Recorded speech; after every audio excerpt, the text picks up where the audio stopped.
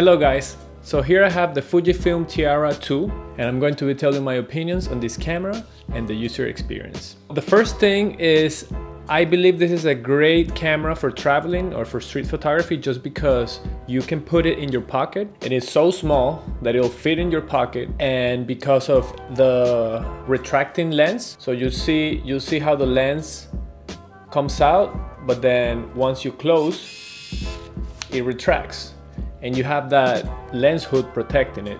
So once you put it in your pocket, you know it's not gonna be scratched, or I mean you can scratch the outside but the lens is not gonna be damaged. The other thing is it has a lot of options, but one of the options that I appreciate a lot is the backlight compensation option, which essentially brings up the exposure by 2 stops. This symbol here is the symbol of backlight compensation. It's great because sometimes you're shooting someone against a window, and since you cannot control the settings here, that is one of the things that you can control to not get such a silhouetted picture if you don't want that. But let's talk about one of the best things about this camera, which is the lens.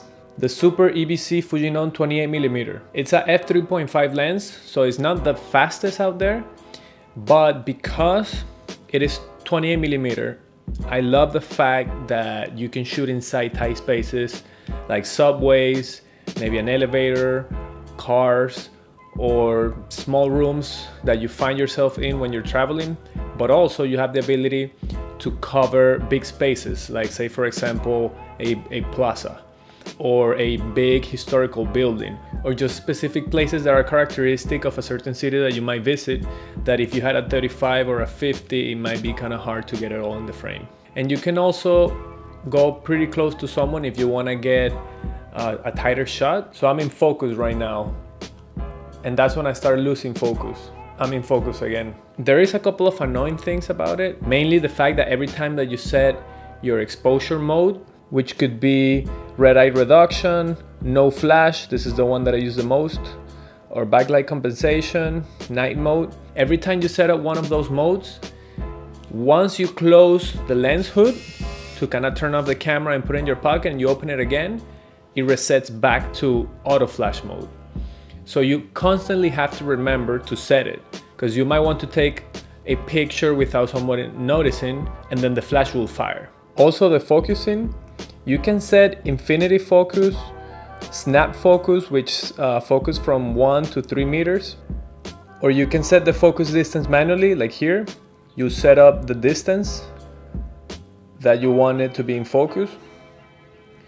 Once you do that, it also resets your exposure mode. So you have to set this first and then go on to your exposure mode. Otherwise, if you're in your exposure, let's say no flash, and then you go to focus, see, it turns off your exposure mode.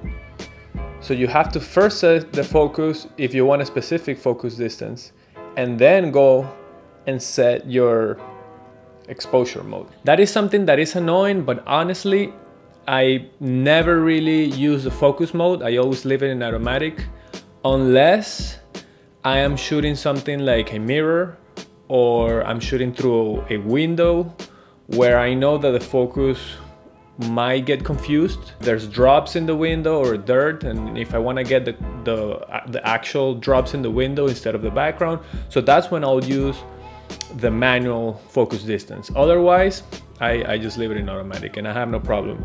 The option that I use the most is just no flash. So every time I open my lens hood, I set no flash and I just leave it like that, carry it around for a little bit, take a couple pictures if I want. And if I don't see anything interesting, then I'll just put it away and I remember for next time. There is another annoying thing about this camera, and you have to get used to it, which is once you open the lens hood, the hood is very sensitive. So if you have it in your hand and you're walking around and you slightly move it, it'll close and it'll shut down, so you can't take the picture. And open it like this will bring it back up. And it is very sensitive. You have it in your hand, you're walking, and you barely move it like this, and it'll close. Then there's that panorama option that this camera has, which I thought was going to be really interesting, but in all honesty, it's not. It is a mask that goes on top of your 35mm frame, and you can actually notice it on the picture. You notice the edge of the mask. So it's a really cheap panoramic option that I tried once and never ever used again. So if you're thinking that that would be an option, a reason why you would buy this camera, then don't buy it, because it's not gonna work or you're not gonna like it. The viewfinder is a bit small, but I think it's pretty normal for point and shoot cameras. So I wouldn't call it excessively small. And if I look through it, it's not like some cameras where you have to kind of like move the camera around so you can see the corners. You actually see the entire frame without the need to kind of scan through the corners. Like some cameras are like that, some point and shoot cameras are like that. So when you take a picture with this camera, the shutter is not super quiet. It's not like a mechanical camera like a Leica, for example, where you'll only hear the slight tick of the shutter. You'll hear the mechanical whine of the film in this camera. And I'm gonna take a picture so you can hear it. And this is gonna be my first picture with this roll.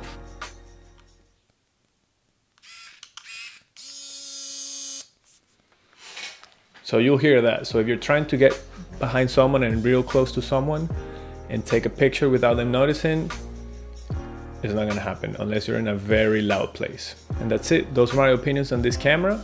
I'm planning on doing another video where I actually go and shoot some pictures, so you'll see the way that I use it. And if any of these things happen, if I bump into this any closes, if I use a flash or any of the things that I mentioned in here happen, then I'll point it out and be like, okay, this happened right now. I was doing this, I felt this way.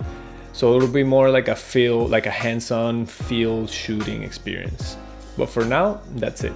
I hope you enjoyed it and see you in the next one.